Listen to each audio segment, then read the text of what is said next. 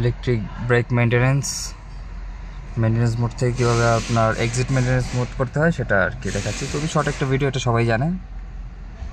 এই যে আপনারা দেখুন বাতিটা লাফালাফি করতেছে, এটা হলো আপনার ইলেকট্রিক্যাল পার্কিং ব্রেকের লাইট। ওকে, তো এটা হলো এক্সটোল। আমরা যাব সার্ভিস পয়েন্টে।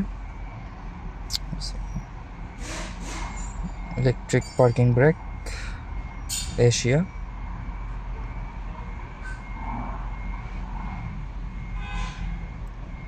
Okay, so Lexus automatic selection.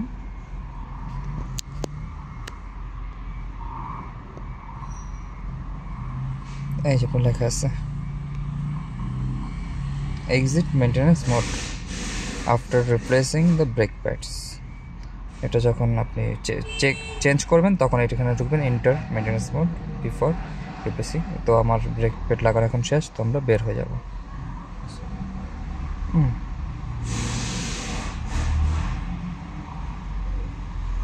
বাইরে সাউন্ড হচ্ছে এখন। Operation complete.